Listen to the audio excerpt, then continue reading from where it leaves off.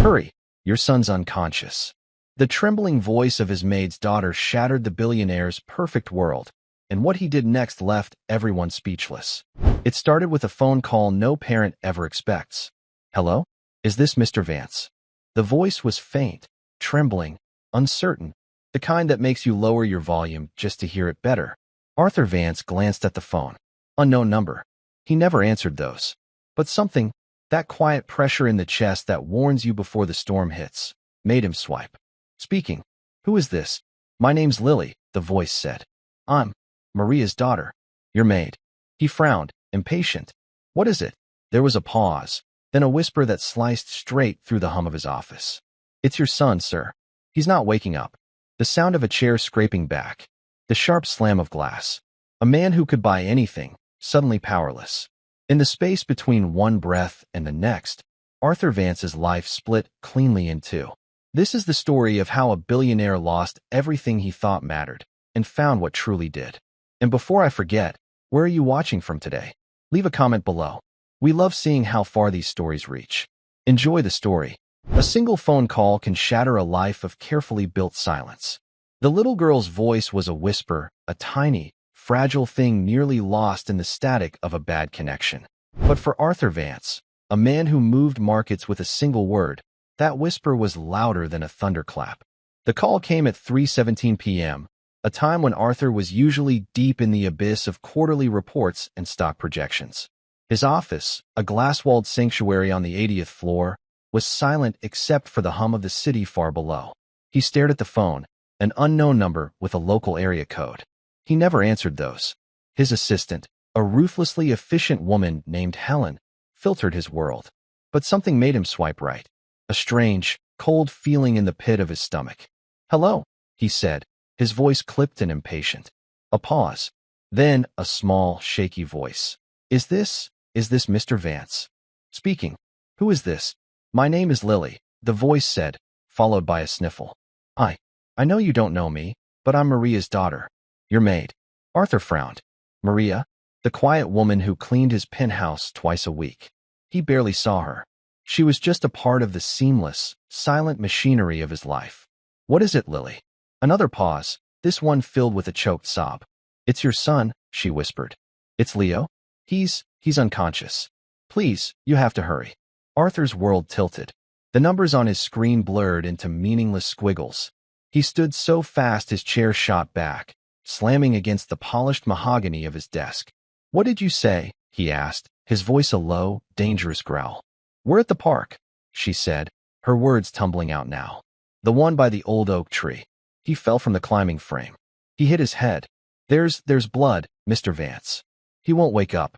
Arthur didn't remember hanging up. He just dropped the phone and moved. He stormed past Helen, who jumped to her feet, her face a mask of alarm. Sir? Mr. Vance. He didn't answer. He was already in his private elevator, his hand shaking as he pressed the button for the garage. His heart hammered against his ribs, a frantic, wild drumbeat. Leo, his son, his quiet, thoughtful, 10-year-old son, who he saw for an hour a day, if he was lucky. The park was only 10 blocks from his office, but it felt like a world away. He drove his black sedan with a recklessness that made other drivers honk and swerve. He saw the ambulance first, its lights flashing silently, a beacon of his worst fears. He abandoned the car in the middle of the street and ran. He saw a small crowd gathered near the playground, and in the center of it, a small figure on a stretcher. Paramedics were working on him. Arthur pushed through the onlookers, his breath coming in ragged gasps. That's my son, he yelled, his voice raw. He fell to his knees beside the stretcher. Leo's face was chalky white, a stark contrast to the dark, matted blood in his brown hair. His eyes were closed. His small chest was still. Leo, Arthur whispered, his hand hovering over his son's face, afraid to touch him, afraid to find him cold. Leo, can you hear me? A paramedic, a young man with kind, tired eyes, put a hand on his shoulder. Sir, we need you to give us some space. We're doing everything we can. Is he breathing? He has a pulse, but it's weak. We need to get him to the hospital. Now, as they lifted the stretcher into the ambulance, Arthur's eyes scanned the crowd. He was looking for someone. A small girl. Maria's daughter. He saw her then, standing a little apart from the others, a small, blonde-haired girl in a faded pink jacket. She was tiny, no older than 9. Her face was pale, her blue eyes wide with a fear that mirrored his own. She was clutching an old, cracked cell phone in her hand. He walked over to her, his legs unsteady. "You're Lily?" She nodded, her eyes fixed on the ambulance. "You called me." "Yes, sir," she whispered. "I told him not to go so high. I told him it was dangerous." He looked down at her. She was just a child who had been the only one there for his son. He reached into his pocket for his wallet. It was an automatic gesture. "A problem arises, you solve it with money." "Thank you," he said, his voice thick. "I want to give you something for your trouble." He pulled out a thick wad of cash, but the girl took a step back, her eyes flashing with something he didn't expect. Pride. "No, sir," she said, her voice a little stronger now. "I don't want your money." He froze, his hand still outstretched. "What do you want?" She looked at him then, really looked at him, and what she said next would haunt him for the rest of his days. "I want you to be his father," she said quietly. "He talks about you all the time. He says you're the smartest man in the world. He just wants you to come to his baseball games sometimes." The words struck him with the force of a physical blow. He stared at the small girl, this child of his maid, and saw in her eyes a wisdom and a clarity that he, with all his wealth and power, had lost long ago. The ambulance doors slammed shut. The siren began to wail, a long, mournful sound that tore through the afternoon quiet. Arthur stood there, the money still in his hand, and watched it pull away, carrying his son, his life, his everything.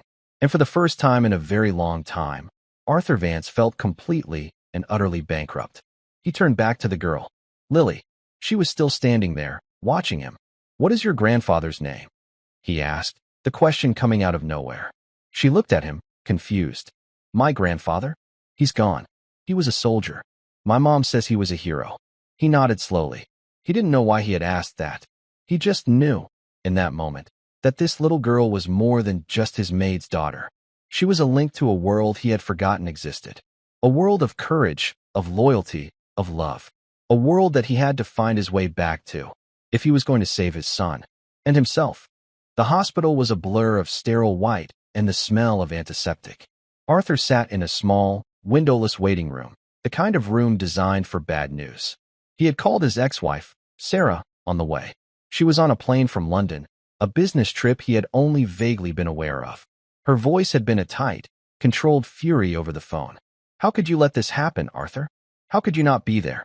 He had no answer. The question echoed in the silent room, a mantra of his own failure. He was a man who controlled everything, who built an empire from nothing, who could predict the market's every whim. But he couldn't protect his own son. He hadn't even been there. A 9-year-old girl had been there.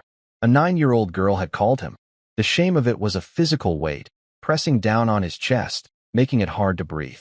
He had spent the last hour on the phone, not to family, but to the best neurosurgeons in the country. He was flying in Dr. Evans from Johns Hopkins, a man who had pioneered a revolutionary treatment for traumatic brain injuries. He was arranging for a private suite, the best nurses, the most advanced equipment. He was doing what he always did, throwing money at a problem until it went away. But as he sat there, in the cold, plastic chair, he knew this was different. This was a bill he couldn't pay. A doctor in blue scrubs came in, his face etched with a professional sympathy that did nothing to comfort Arthur. "Mr. Vance? I'm Dr. Miller. We've done a CT scan. Leo has a severe concussion and a subdural hematoma. We need to operate to relieve the pressure on his brain." The words were a foreign language, a jumble of medical jargon that all meant the same thing. His son was in danger. "Will he be okay?" Arthur asked, his voice hoarse. "The next 24 hours are critical," the doctor said, his gaze steady. "The surgery is his best chance. Dr. Evans is on his way, but we can't wait. I need your consent to proceed." Arthur nodded, his throat too tight to speak. He signed the forms, his signature, usually a bold, decisive scrawl, now a shaky, barely legible line. As the doctor left, a woman appeared in the doorway. It was Maria, Lily's mother. She was still in her maid's uniform, a simple gray dress that seemed to make her fade into the pale walls of the hospital. Her hands were clasped in front of her, her knuckles white. "Mr. Vance," she said, her voice soft. "I came as soon as I heard. Lily called me." "Is this Leo?" They're taking him into surgery, Arthur said, not meeting her eyes. She stepped into the room, her presence filling the small space with a quiet dignity that he found unnerving. I am so sorry, sir. Lily told me what happened. She's with a neighbor. She is very upset. She was very brave, Arthur said, the words feeling inadequate. Maria nodded, her eyes glistening. She loved Leo. He was always kind to her. He would read to her sometimes, in the library, while I cleaned. The image blindsided him. His son, in the vast, silent library that Arthur had built but never used, reading to the maid's daughter. A part of Leo's life he knew nothing about. It was another crack in the foundation of his world, another testament to his absence. She said something. Arthur began, looking at Maria now. About her grandfather. Maria's expression shifted, a flicker of surprise in her tired eyes. Her grandfather? My father. Yes. She said he was a soldier. A hero. A sad smile touched Maria's lips. He served in Vietnam.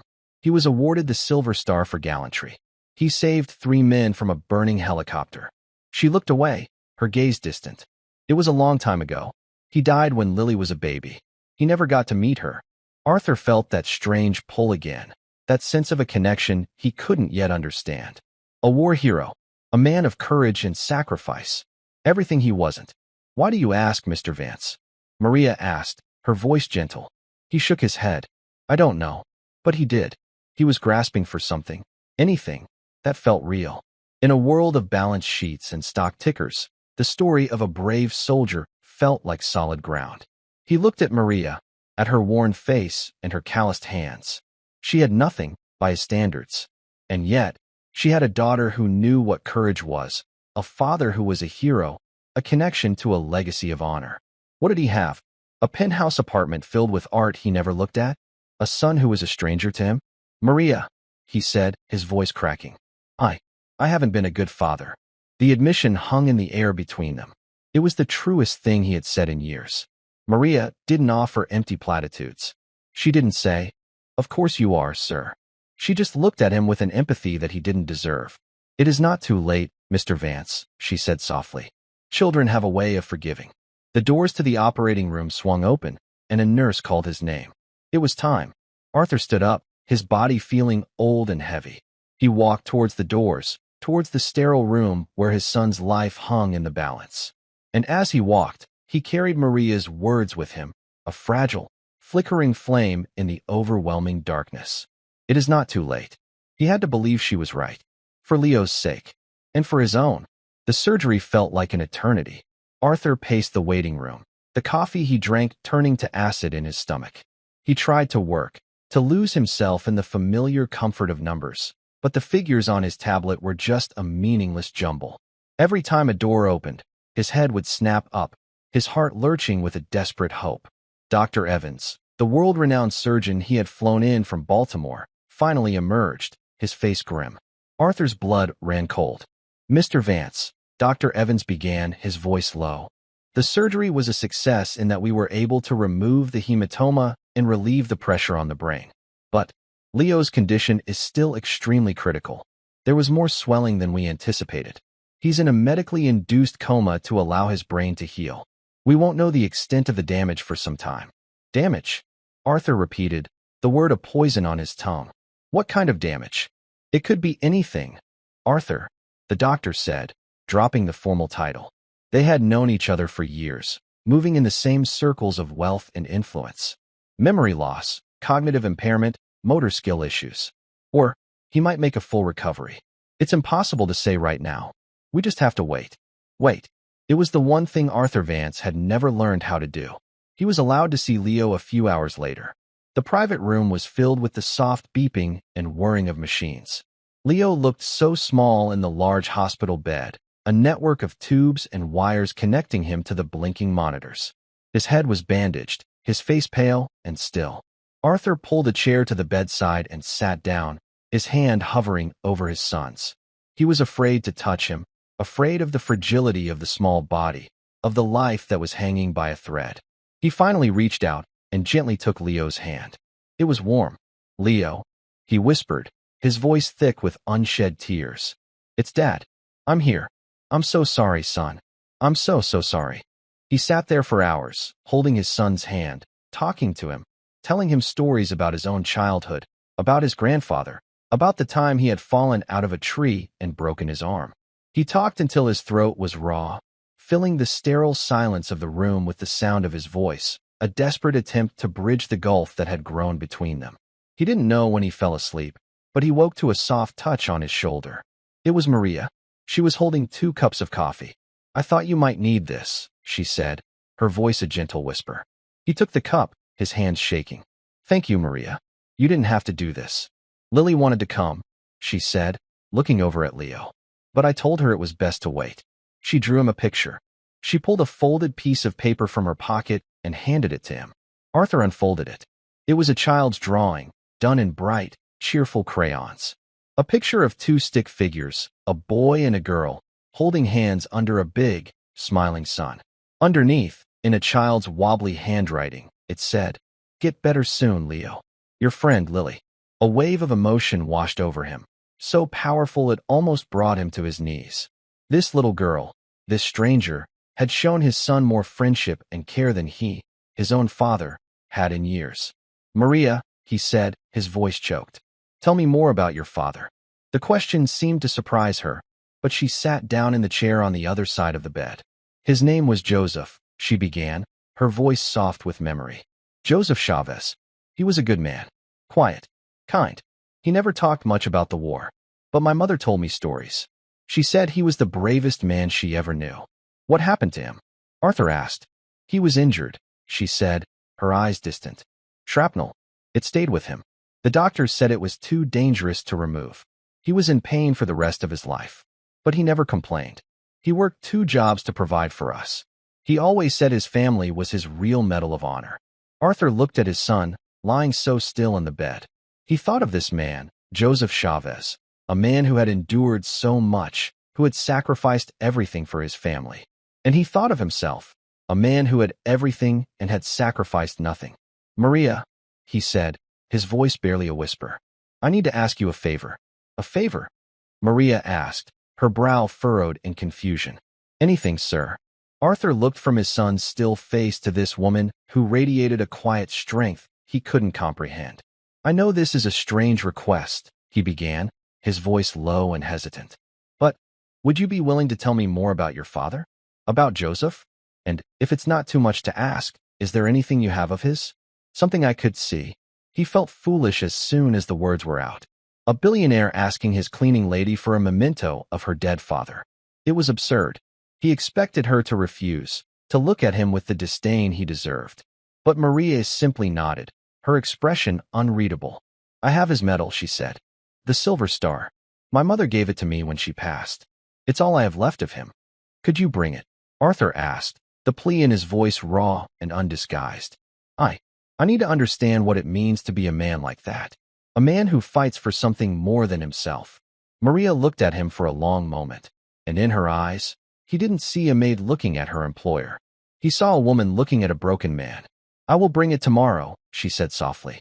And with that, she stood up and left, leaving Arthur alone once more with the beeping machines and the silent form of his son. The next morning brought Sarah. She swept into the hospital room like a hurricane, a whirlwind of expensive perfume, designer clothes, and righteous anger. She was a strikingly beautiful woman, her face a carefully constructed mask of perfection that even grief couldn't entirely crack. "Arthur," she said, her voice like ice. "I came as soon as I could. I can't believe this happened." She went to Leo's bedside, her hand hovering over his forehead, her long, manicured nails a stark contrast to his pale skin. She didn't touch him. "The doctors said there's no change," Arthur said, his voice flat. He had been up all night, watching, waiting. Sarah rounded on him, her eyes flashing. "No change?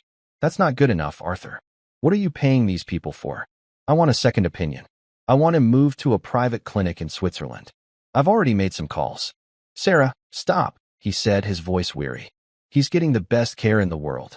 Dr. Evans is the top man in his field. Moving him is too risky." "Risky?" "It was risky leaving him in the care of a maid," she shot back, her voice rising. "Where were you, Arthur? Closing another deal? Counting your money. The accusations were a familiar refrain in their long and bitter history. But for the first time, they didn't ignite his anger. They just landed with a dull, heavy thud of truth. He was guilty. "I was at the office," he said quietly. "And Maria's daughter saved his life. She was the one who called for help. She was the one who was there when I wasn't." Sarah let out a short, incredulous laugh. "Oh, please. Don't try to make a hero out of the help. This is your fault, Arthur. And you know it." Just then, the door opened, and Maria walked in. She was holding a small, velvet-covered box. She stopped short when she saw Sarah, her eyes widening in surprise. Sarah turned, her gaze sweeping over Maria's simple dress with undisguised contempt. "What is she doing here?" she demanded, looking at Arthur. "I asked her to come," Arthur said, his voice firm. He stood up and walked over to Maria, deliberately positioning himself between her and his ex-wife. Maria held out the box to him, her hand trembling slightly. "Mr. Vance," she said, her voice barely a whisper. "This is it." Arthur took the box. It was old, the velvet worn smooth with time. He opened it. Inside, nestled on a bed of faded silk, was a silver star hanging from a red, white, and blue ribbon. It was simple, unadorned, but it seemed to hum with a quiet power. "What is that?" Sarah asked, her voice sharp with suspicion. "It's a silver star," Arthur said, his eyes fixed on the metal. "It belonged to Maria's father. He was a hero."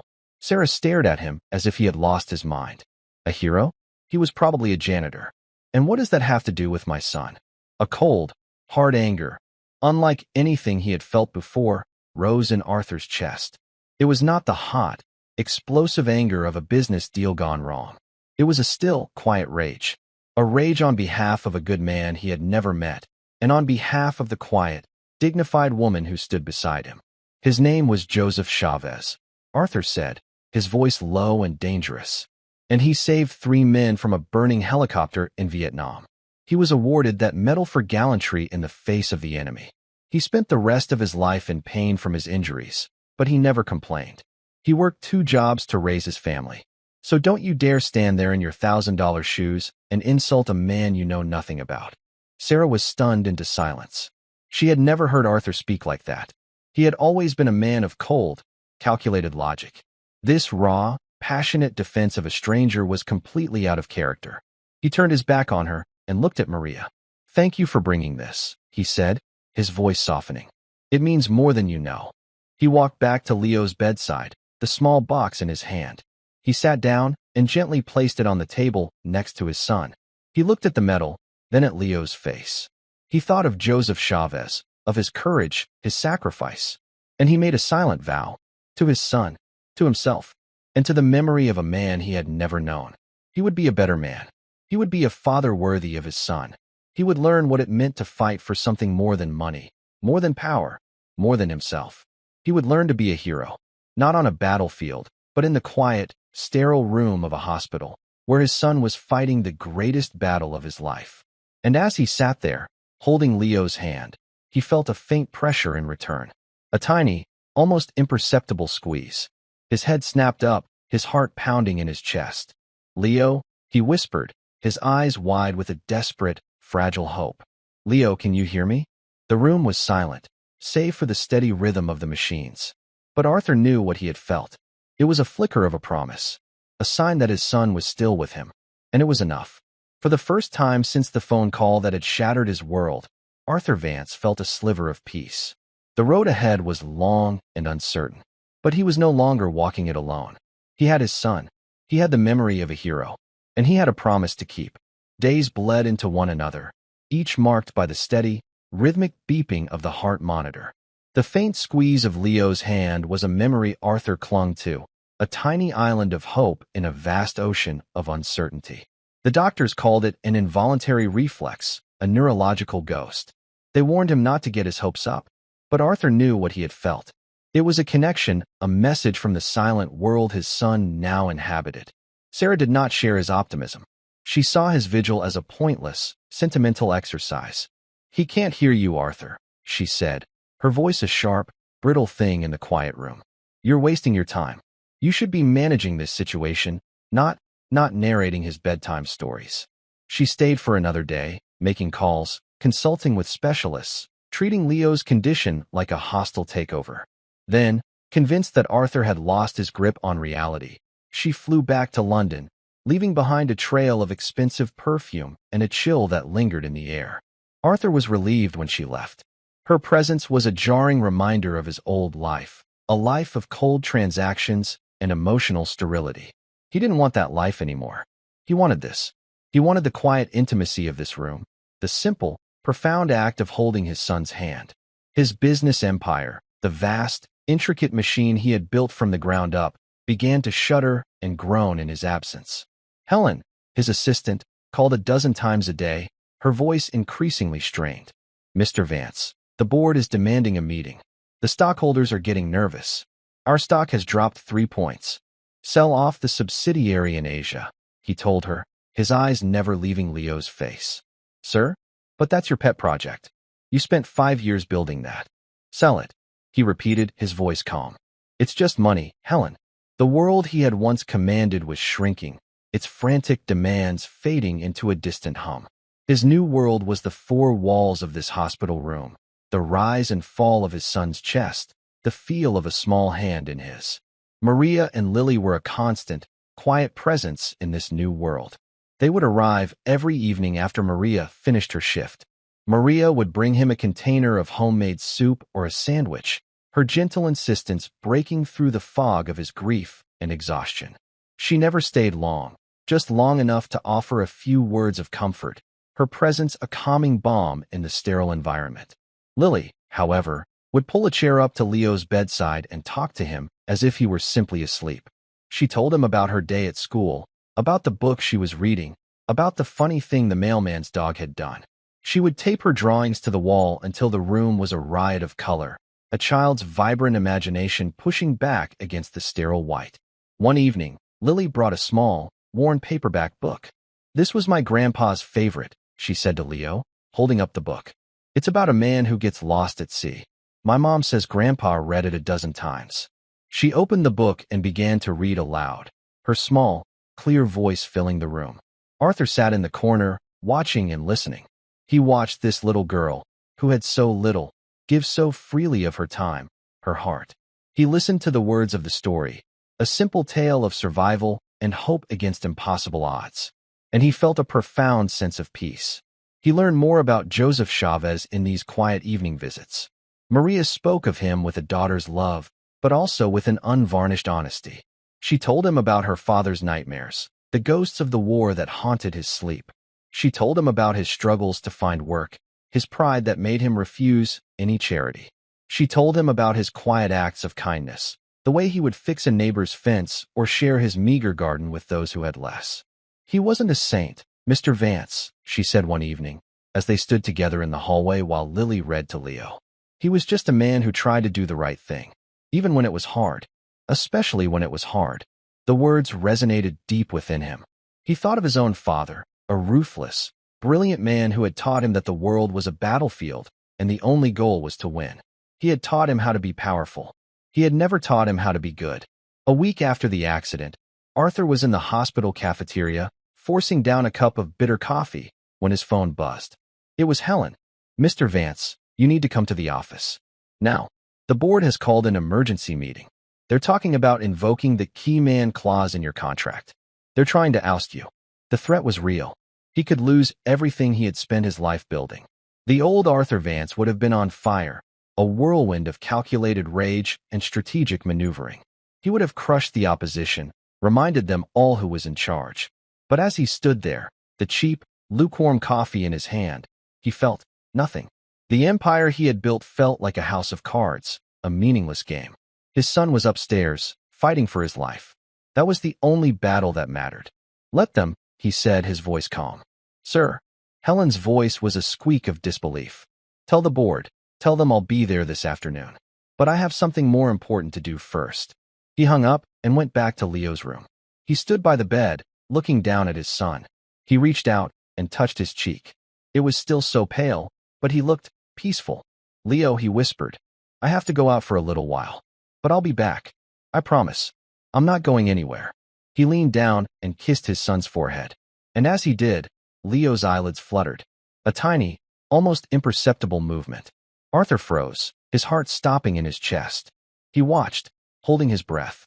It happened again. A flicker, a tremor. A nurse, who had come in to check the monitors, saw it too. Her eyes widened. "Doctor," she called out, her voice sharp with urgency. "Get Dr. Evans in here. Now." The room was suddenly a flurry of activity. Doctors and nurses rushed in, surrounding the bed.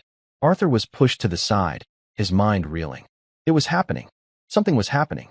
He stood by the window, his hands pressed against the cool glass, and watched as they worked on his son. He prayed. To a God he wasn't sure he believed in. He prayed for a miracle. After what felt like a lifetime, Dr. Evans came over to him, a look of cautious wonder on his face. "Arthur," he said, his voice low. "His brain activity is increasing. He's responding to stimuli. He's starting to come out of the coma."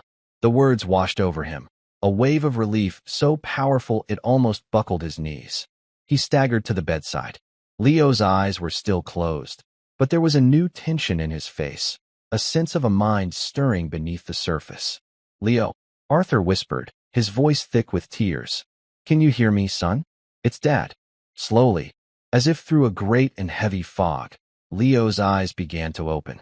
They were unfocused at first, hazy and confused. But then they found Arthur's face, and a flicker of recognition, of memory, of love, sparked in their depths. "Dad."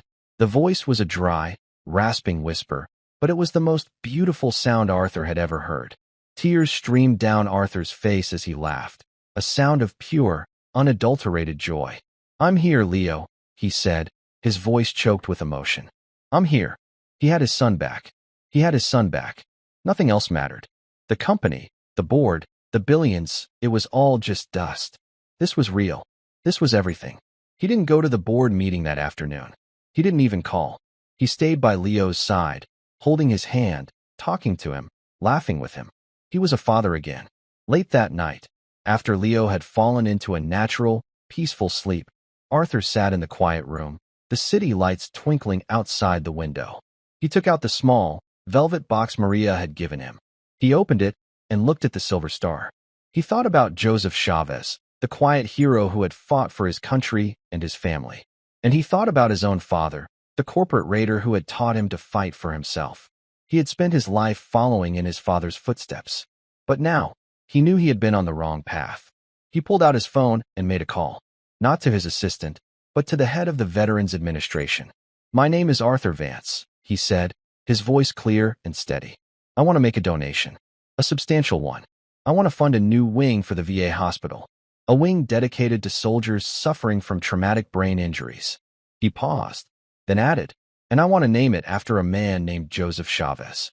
He was a hero. It's time people knew his name." As he hung up the phone, he felt a lightness he hadn't felt in years. He wasn't just a rich man anymore. He was a son. He was a father. And he was finally, after all these years, starting to understand what it meant to be a man. Leo's recovery was slow, a painstaking process of small victories. The first time he sat up. The first time he took a step, leaning heavily on Arthur and a physical therapist. The first time he smiled, a real, genuine smile that reached his eyes, was when Lily brought in a shoebox containing a stray kitten she had found. Arthur, who had never allowed so much as a goldfish in his pristine penthouse, found himself agreeing to adopt the tiny, scruffy creature, which Leo immediately named Comet. The hospital room became a strange, makeshift home. It was filled with Lily's drawings, the scent of Maria's cooking, and the soft purring of a kitten. Arthur canceled all his meetings, ignored the increasingly frantic calls from his office, and learned the simple, profound rhythms of being a caregiver. He learned how to read a thermometer, how to coax his son into eating a few more bites of Jell-O, how to tell a silly bedtime story that ended with both of them laughing. He discovered a son he had never known. He learned that Leo was fascinated by astronomy, that his favorite food was macaroni and cheese from a box, and that he had a quiet, sharp sense of humor. They spent hours talking, not about business or school, but about stars and superheroes, about dreams and fears. The gulf that had separated them for so long was slowly, painstakingly being filled. One afternoon, Maria arrived with a framed photograph. It was an old, black and white picture of a young man in a soldier's uniform. He had a kind, serious face and eyes that seemed to hold a deep and quiet sadness. "This was my father," she said, handing the picture to Arthur. I thought Leo might like to see the man who the new hospital wing is named after." Arthur took the photograph and showed it to Leo. "This is Joseph Chavez," he said, his voice soft. "He was a hero." Leo looked at the picture for a long time, his small face serious. "He looked sad," he said. "I think maybe all heroes are a little sad," Arthur replied, the words coming to him unbidden. "Because they've seen things that the rest of us haven't." The news of Arthur's donation had made the papers. It was a move that had stunned the business world. Arthur Vance, the ruthless corporate shark, giving away a fortune? It didn't make sense. The media portrayed it as a calculated PR move, a way to distract from his company's plummeting stock prices. They didn't know the truth.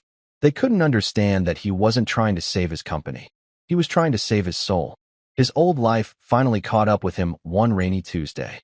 A man in a sharp suit, a lawyer from his company's board, appeared at the hospital, his face a mask of grim determination. "Arthur," he said, dispensing with any pleasantries. "It's over. The board has voted you out. They've appointed an interim CEO. You've lost the company." Arthur looked at the man, at his expensive suit and his cold, empty eyes. He felt a strange sense of detachment, as if they were talking about someone else. He looked over at Leo, who was sitting up in bed, sketching a picture of Comet in a notebook. "Okay," Arthur said, his voice calm. The lawyer stared at him, dumbfounded. "Okay, that's it. Okay. Arthur, this is your life's work. Aren't you going to fight?" Arthur thought for a moment. He thought of the endless meetings, the sleepless nights, the relentless, gnawing hunger for more. He thought of the man he had been, a man who had $100 billion and a son who was a stranger. "No," he said, a small smile touching his lips. "I'm not going to fight. They can have it." He walked over to Leo's bed and put a hand on his son's shoulder. "I already have everything I need right here." The lawyer left, shaking his head in disbelief. Arthur Vance, the titan of industry, had just given up his empire without a fight. The news would be all over the financial channels by morning. But Arthur didn't care. He was free. Leo's recovery continued, and soon, the doctors were talking about releasing him.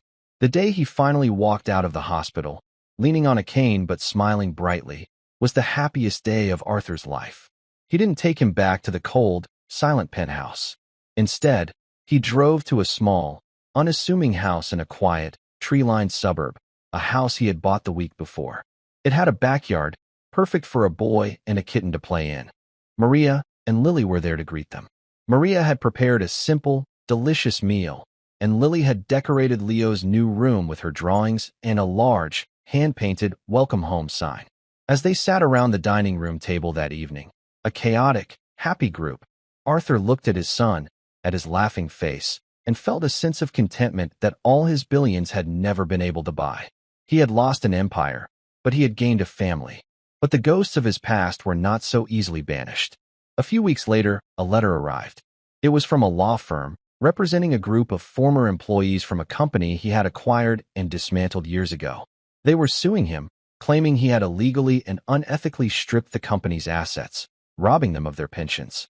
The lawsuit was a brutal reminder of the man he used to be. The accusations were true. He had been ruthless, unfeeling. He had seen the employees not as people, but as numbers on a balance sheet. He had destroyed their lives and never given it a second thought. His lawyers advised him to fight.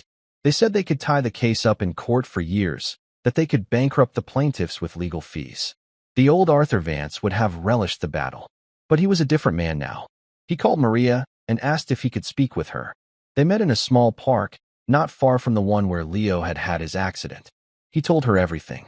About the lawsuit, about the man he had been, about the shame that now consumed him. "I don't know what to do," he confessed, his voice heavy. "If I fight, I become that man again. If I settle, it feels like I'm just throwing money at the problem, buying my way out of guilt." Maria listened patiently, her hands clasped in her lap. When he was finished, she was silent for a long time. Then she said, "My father used to say that you can't erase the past, but you can make amends." "How?" Arthur asked, his voice a desperate plea. "You cannot give these people back their jobs," she said, her voice gentle. "You cannot give them back the years they have lost. But you can give them something else. You can give them dignity." He looked at her, not understanding. "Meet with them," she said. "Don't send your lawyers. Go yourself. Look them in the eye. And apologize." The thought terrified him. To face the people whose lives he had ruined? To admit his own monstrousness? It was the hardest thing he could imagine. But as he looked into Maria's clear, steady eyes, he knew she was right. It was the only way. It was what a man like Joseph Chavez would have done. It was what he had to do. He arranged the meeting, not in a sterile law office, but in a community hall in the town where the factory had once stood. He walked in alone, without lawyers, without bodyguards. The room was filled with dozens of men and women, their faces etched with years of hardship and resentment. The silence was thick with a palpable hatred. He stood before them, his hands shaking, his heart pounding. He opened his mouth to speak, but the words wouldn't come. He looked at their faces, at the anger and the pain in their eyes. And he saw himself, for the first time, not as a titan of industry, but as a destroyer of worlds. And he began to speak. Not the carefully crafted words of a lawyer, but the simple, unvarnished truth. "I am here," he said, his voice cracking, "to say that I am sorry." He told them everything. He didn't spare himself. He spoke of his greed, his ambition, his callous disregard for their lives. He explained the cold, ruthless logic he had used to justify his actions, the way he had reduced their years of loyal service to mere numbers on a spreadsheet. He didn't make excuses. He didn't ask for forgiveness. He simply laid the ugliness of his past bare for them all to see. When he finished, the silence in the room was different. It was no longer a silence of pure hatred. It was thick with confusion, with shock, with 100 different emotions warring for dominance. He stood before them, exposed and vulnerable, and waited for their judgment. An old man, his face a roadmap of wrinkles and hard times, stood up. Arthur recognized him from the files. His name was George. He had been the factory's foreman for 40 years. He had been 2 years from retirement when Arthur had shut it down. "Sorry doesn't pay the bills, Mr. Vance," George said, his voice a low, gravelly rumble. "Sorry doesn't get my pension back. Sorry doesn't change the fact that my wife had to go without her medicine because of what you did." A murmur of agreement rippled through the crowd. The anger was still there, a simmering coal bed just beneath the surface. "I know," Arthur said, his voice quiet but clear. "I know it doesn't. And that's why I'm not just here to apologize. I am turning over the entirety of my remaining personal assets to a trust fund. That fund will be managed by a committee, and you will elect that committee. Its purpose is to repay every cent of the pensions that were lost, with interest. And any money left over will be used to create a new community investment fund to help start new businesses in this town." He had their attention now. A stunned silence fell over the room. They had come expecting a fight, a denial, a lowball settlement offer from a team of slick lawyers. They had not expected this. They had not expected a complete and total surrender. "And one more thing," Arthur said, his voice gaining a strength he didn't know he possessed. "This isn't a settlement. I am not asking you to drop your lawsuit. You should proceed. You deserve your day in court. You deserve to have a judge and jury hear what was done to you. This trust fund, it is not a legal maneuver. It is an act of restitution. It is the only thing I can do to begin to set things right." He looked from face to face, meeting their gazes without flinching. "I can't give you back what you lost," he said, his voice thick with an emotion he could no longer contain. "But I can give you back your future, and I can give you justice." He turned and walked out of the community hall, leaving behind a room full of people who had come to hate him, and who now had to reckon with a man who was nothing like the monster they had imagined. The legal battle was messy and public. The media had a field day with the story of the fallen billionaire who had given away his fortune. Some called him a fool, others a saint. Arthur ignored it all. He lived quietly in the small suburban house, his life now revolving around Leo's physical therapy appointments, little league games, and helping Lily with her homework. He had found a new kind of wealth. It wasn't the cold, hard currency of the stock market. It was the warmth of his son's hand in his, the sound of Lily's laughter, the quiet wisdom in Maria's eyes. It was the simple, profound joy of a shared meal, a bedtime story, a purring kitten curled up on the end of the bed. He attended every court hearing. He sat and listened as the former employees, one by one, told their stories. He listened to their pain, their anger, their despair. He didn't try to defend himself. He simply bore witness to the wreckage he had created. In the end, the jury found him liable. The judgment was staggering, but the trust fund he had established was more than enough to cover it. The story was over. The headlines faded. The world moved on. One crisp autumn afternoon, a few months later, Arthur was in the backyard, raking leaves with Leo. It had become their ritual. The air was cool and smelled of wood smoke and damp earth. They were laughing, engaged in a mock ferocious battle, throwing piles of golden and crimson leaves at each other, when Arthur saw an unfamiliar car pull up in front of the house. A man got out. It was George, the old factory foreman. Arthur's breath caught in his throat. His laughter died. He walked slowly to the front of the house, wiping stray leaves from his sweater, his heart pounding a nervous rhythm against his ribs. "George," he said, his voice cautious, uncertain. George stood on the sidewalk, his hands in his pockets. He looked older than he had in the community hall, but the hardness in his eyes had softened. "Vance," he said, his voice still gruff, but lacking its former venom. He held out a hand. "I was in the area.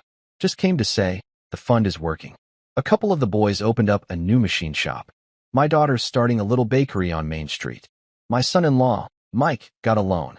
Opened up that garage he's been dreaming about since high school. Hired 2 of the old factory guys." He paused, a flicker of something new in his gaze. "The town, it's starting to breathe again." Arthur didn't know what to say. The words were a balm on a wound he thought would never heal. "I'm glad, George.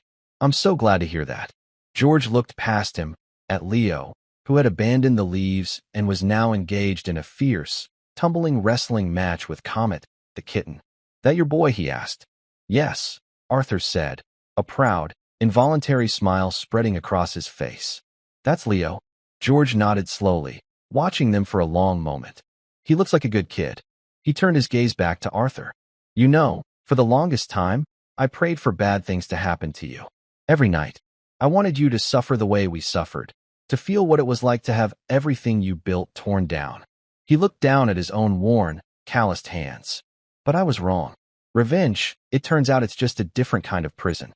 He looked up again, and for the first time, Arthur saw not anger or forgiveness in his eyes, but a kind of weary, hard-won peace. "What you did, it wasn't about the money. You gave us our dignity back. And in a funny way, I think maybe you got yours back, too." He turned and walked back to his car without another word, leaving Arthur standing on the lawn, the autumn leaves swirling around his feet as if in a sudden wind. Arthur watched him drive away, a profound stillness settling over him. He had been so focused on the mechanics of restitution, on the numbers and the legalities, that he hadn't truly understood the human impact. Dignity. The word echoed in the quiet afternoon. He had stripped them of it, and in trying to restore theirs, he had stumbled upon his own. That evening, the 4 of them, Arthur, Leo, Maria, and Lily, sat around the small dining room table. The house was filled with the warm, comforting smell of Maria's cooking. Lily was chattering excitedly about a school project on the solar system. Leo was explaining the finer points of a curveball, and Comet was sleeping peacefully in a patch of moonlight on the rug. Arthur looked at the faces around him, his heart full to bursting. He had lost an empire, a fortune, a life he had spent decades building. And in its place, he had found this. This small, noisy, chaotic, beautiful life. He had found a home. He thought of Joseph Chavez, the quiet hero he had never known, but whose legacy of quiet courage had changed the course of his life. He had finally learned that true strength wasn't about power or control. It was about sacrifice, about responsibility, about the quiet, steadfast refusal to look away from the pain of others. It was about doing the right thing, especially when it was hard. Later that night, after Leo was asleep, Arthur stood by his son's window, looking out at the star-filled sky. He saw Comet, not the kitten, but the constellation, a faint, hopeful streak of light against the vast, dark canvas of the universe. He was no longer the man who owned the world. He was just a man, flawed and scarred, who was trying every day to find his way. But he was no longer lost. He had his son. He had a family. He had a second chance. And as he stood there, in the quiet stillness of the night, he knew, with a certainty that settled deep in his bones, that he was the richest man in the world.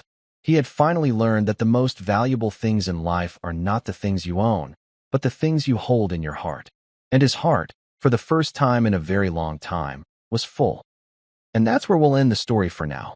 Whenever I share one of these, I hope it gives you a chance to step out of the everyday and just drift for a bit. I'd love to know what you were doing while listening. Maybe relaxing after work, on a late-night drive, or just winding down. Drop a line in the comments. I really do read them all. And if you want to make sure we cross paths again, hitting like and subscribing makes a huge difference. We are always trying to improve our stories, so feel free to also drop your feedback in the comment section below. Thanks for spending this time with me.